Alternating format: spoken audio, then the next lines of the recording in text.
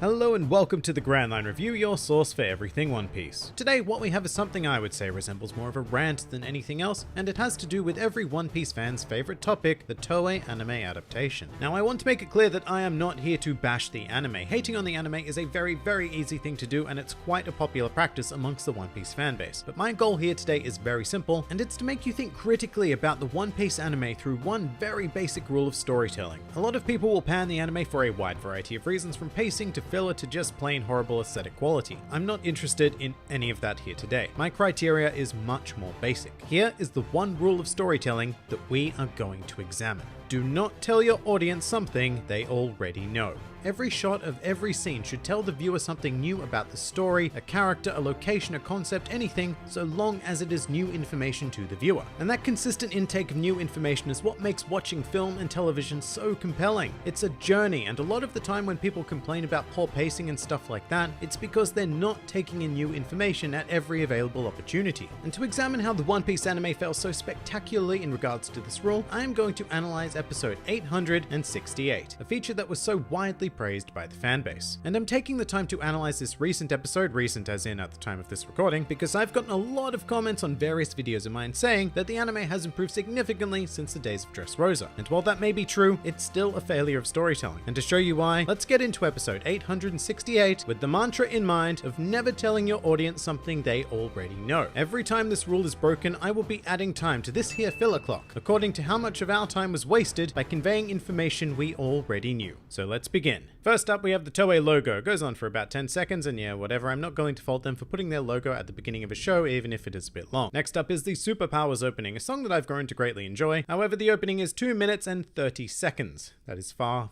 too long, considering most anime intros sit at about 90 seconds. If you don't like superpowers, this is torturous. And even if you do, look, it's taking a whole minute of content away from your episode, which is exactly what it's designed to do, so it's going on the clock. Moving on, we then launch into about 50 seconds of recap. And now that's not too bad at all compared to what we've seen in the series in the past. There are legitimately episodes out there with anywhere between 5 to 7 minutes of recap. So 868 is looking alright in comparison. That is until you remember that recap is not needed at all, and the prime offender of the one rule we're looking at. It gives us information that we already know. At this point, on top of the Toei slide card and the Superpowers opening, this episode has now run for a whole 3 minutes and 30 seconds, none of which has conveyed any new information to the viewer and has essentially wasted their time. Finally, starting the actual episode, we have 1 minute and 16 seconds cutting back and forth between Luffy struggling to get up after being hit by Katakuri's strike and Flampe laughing maniacally with her gaggle of troops. This cut happens 5 times over this minute and 16 seconds. We watch Luffy struggle, then we cut to Flampe mocking him, then we cut back to Luffy struggling and back to Flampe mocking. 5 times in a row with a bit of Katakuri inserted for flavor. That is 4 more times than we needed to convey the necessary information, and in fact in the manga this entire sequence was dealt with in 3 panels, one of which was just Katakuri staring quizzically. So given that the anime told us the exact same information 4 times more than we needed, that's almost 61 seconds of wasted time during the sequence. We then begin a sequence of Katakuri putting these events together and realizing that Flampe is behind everything. And this portion here takes 14 seconds of our lives away to convey something that we as the audience already know. We do not need to see these inner workings of Katakuri's mind, flashing back to an event that we saw twice in the previous episode, especially when he is quite literally about to state everything anyway. But before we get to that, Katakuri then begins a very slow walk to Flampe, as we proceed to waste a further 30 seconds dwelling on Flampe's infatuation with her big brother, something that has been made exceptionally clear at this point. Katakuri then says word for word what is in the manga in regards to what happened with the blowgun, which is accompanied by what I would describe as technical filler, as we continue to see flashback sequences of Luffy being hit. And while in the manga there was no such flashbacks, I think this is a rare example of the anime filling time in a constructive manner, because it is a nice sequence to watch Katakuri going through these things, but at the same time we are now flashing back to a sequence that we have seen a total of 4 times in the past 2 episodes, so it certainly counts as information we already know, which takes up half the sequence, so half of the total 59 seconds will be added to the clock. Next up, there's some Katakuri walking and some more teasing from all the dude bras, but most of this is in the manga, and the only reason why it seems redundant is because of all of the similar bullshit we've already had this episode. The reason why this portion stands apart though is because it actively escalates Flampe's infatuation with Katakuri, so it does present new information, it just doesn't seem like it, because by this point in the episode, the audience is Flampe fatigued. fatigued. Katakuri then stabs himself, pretty good, but it takes a whole 9 seconds from him grasping his trident to actually committing the action. And you might think I'm being really petty by pointing that out, but it is just filled with information we already know. There are several shots of the trident being pointed at his body, as well as a cut to the exact same shot of Flampe and her cronies just prior to this, and I mean this could have been a beautiful and fluid 5-second motion at most, but instead we had to add roughly 4 seconds of nothing to benefit the sequence. And a lot of people might make the argument, no, it's to build tension, but it actually does the exact opposite. The whole point of this scene in the manga was a shocking reveal that Katakuri would stab himself. And this effect just doesn't happen in the anime because everything happens so slowly that the audience puts together what's happening before they actually see it, and you do not want that in a visual medium. After inflicting his own wound, we actually have a nicely paced portion conveying the sheer amount of pain that Katakuri is in, and the subsequent reveal of his face to Flampe. I think this could have been a tiny bit faster, but overall, very well done. The only criticism here is a section where Katakuri spends 3 seconds on screen just breathing heavily, like so,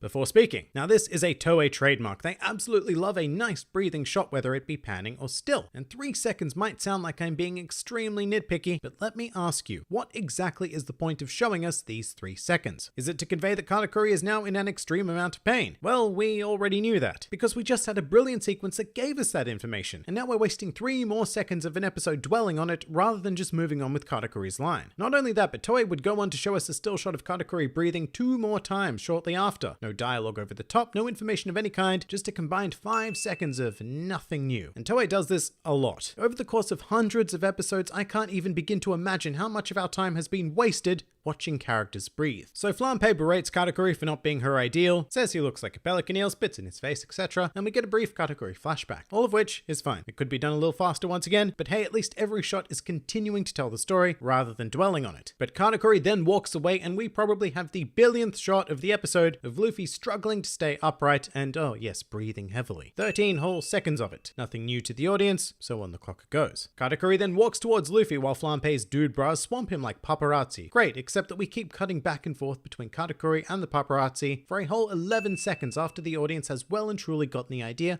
of what's happening. And that does keep happening for a while afterwards, but luckily Flampe's monologue over the top does start providing new information, so I'm happy with that. Katakuri finishes walking over to Luffy, an endeavor that saw several still shots of them looking at one another, but I'll give the anime the benefit of the doubt here and say that we could interpret this as the two of them continuing to size each other up. However, once Katakuri stops, this stare down just continues for 13 more seconds. Nothing new happening whatsoever, just padding. And now finally we get to the moment that everyone went mad for, when Katakuri and Luffy both release their Conqueror's Haki, proceeding to completely wreck the Mirror World as well as Flampe's forces. I personally think that it does go on for a bit too long, but hey, we can take some time to indulge in this moment because it's taken an awfully long time to get here. But before it seems like it's done, we have a break. 14 seconds of break, and we're going to count it because it provides nothing new to us, just bounty posters of 2 Straw Hats who aren't even in the Whole Cake Island arc. Back from the break, and we are now elsewhere. Beige and the Fire Tank Pirates are transporting the cake, talking plans, etc. All is well until we get to a painfully lingering shot of Big Mom, who eventually starts spouting her catchphrase, "Weddingu keiki," and tells of how desperately she wants to eat it several times. And now if there's anybody out there who believes that Big Mom wanting to eat the wedding cake is new information at this point, then just get out. In any case, this little pit stop devoid of content takes 40 seconds to complete. Beige and Chiffon strategize a bit more, and they have a lovely moment where Beige just shows how much he cares for her. More good stuff, loving it. Cutting to the Straw Hats aboard the Sunny, and this scene didn't actually happen in the manga, but it is giving us something new at least by showing us that Sanji is leaving the Sunny with Pudding. But there is a total of 14 seconds spent on Pudding's infatuation with Sanji, which is nothing new at all. And granted, this sort of thing happened a lot in the manga as well, and I very much criticized it there too. But when it's happening in what is already for all intents and purposes filler content, it's getting added to the clock because it adds nothing new. Then Carrot's awake again, we discuss the Sulong stuff a bit, and then Smoothie attacks the Sunny. And here is probably the most frustrating sequence of the entire episode, purely in terms of conveying new information. So we initially see Smoothie strike, and then Jinbei steers the ship to dodge. That one is fine, but we go on to see her strike in exactly the same way 3 more times, and we see Jinbei dodge in the exact same way 3 more times. 22 seconds of utterly pointless action. action. Smoothie then powers up a super strike and fires it. That's fine. What's not fine is wasting 8 seconds on showing how Smoothie powers up her attacks once again, and then another 10 seconds with Jinbei telling the Straw Hats that he's counting on them for their directions. After that's exactly what he's already been doing for those previous 3 unnecessary strikes. The Sunny makes a dramatic escape and we are now back in the mirror world in the aftermath of the Conqueror's Haki clash. From here there are a total of 4 slowly panning shots that go over knocked out enemies. Beyond the first shot, do you know how many of them give us new information? 1 actually, which shows us that Flampe is also knocked out, but we did waste 8 seconds on those other 2 shots which provided us with nothing. Luffy and Katakuri have a chat. Katakuri slowly and seductively removes his jacket and things are about to get serious. We then engage in another trademark Toei staring battle for a, shit you not, 36 seconds. There's a bunch of cuts from close-up Katakuri to close-up Luffy to full-body Katakuri to full-body Luffy and so on and so forth. None of it provides us with anything. After those 36 awkward seconds, Luffy and Katakuri finally put their fists up to fight and they begin running towards each other. But it's not enough to show us 2 separate shots of them each beginning to run, because after Katakuri's shot we need another 4 seconds of Luffy running, followed by quick cuts of them both running at each other for 3 seconds until we finally come to something. Which is a nice punch, and once again, while I really hate how slowly everything happens here, that isn't the point of the video, and at least, you know, something's happening. Sadly, after Luffy gets punched, we have what feels like being frozen in time as we cut to a still of Katakuri, then we get Luffy continuing to be punched exactly as we knew it, and look at this Katakuri again. We know Luffy got punched, and we know Katakuri did it. However, for some reason, we spend the next 22 seconds re-showing us these 2 ideas before we reach the next point of substance, which is Luffy punching Katakuri, and then we get the old to be continued, so stop the clock. We've landed on 7 minutes and 54 seconds of content that we simply did not need. To put this into full perspective, the runtime of episode 868 is 23 minutes and 50 seconds. Onto that 7 minutes and 54 seconds, we are going to add the standard 90 seconds of anime opening that I didn't count earlier, the 10-second Toei credit sequence, and the 40 seconds of to be continued and previews for a total of 10 minutes and 14 seconds. That is roughly 43% of the episode spent not really doing anything. Some episodes have more of this dead time, some have less. Not many though. I actually do feel like episode 868 was quite good in comparison to a lot of them, but even if we take this as the best case scenario, in the last 100 episodes of One Piece, you will have spent just over 17 hours of your life in anime purgatory, not actually engaging in the show itself, but waiting for the show to parcel out some more information to you. And that's just a mere 100 episodes. I mean, we were like halfway through Zou 100 episodes ago. Just trying to quantify that into the entirety of the series is mind-boggling. The amount of days of their lives that loyal viewers have spent giving to this series, the makers of which want nothing but to generate as much money from it as possible, no matter what the cost, is disheartening to say the least, and an absolute disgrace at worst. And once again, I just want to remind you that I haven't even taken into consideration shots that present new information and just take far too long to do it. If I did, then this number would grow exponentially. One Piece is in a terrible, terrible place right now. It's not the fault of the animators or the writers or the staff in general. It's the fault of the decision makers who mandate that a new episode of One Piece has to be produced every week for the sake of their sponsors. Viewer enjoyment does not come into the equation. Toei Animation is a leech, sucking everything it can from the One Piece IP, so please just stop defending them. If you enjoyed this video and the content this channel produced in general, then please do consider donating to the Grand Line Review Patreon, because the support of all of you amazing people is what continues to make this channel possible. Also, do check out my Teespring store if you're interested in shirts, hoodies, and other miscellaneous items, with the proceeds going directly to support the channel as well. And if you'd like to join the fun, then do head over to my Discord server, where a wide array of shenaniganry takes place on a daily basis. And finally, please do comment with your thoughts on the One Piece anime adaptation. This has been the Grand Line Review, and I'll see you next time.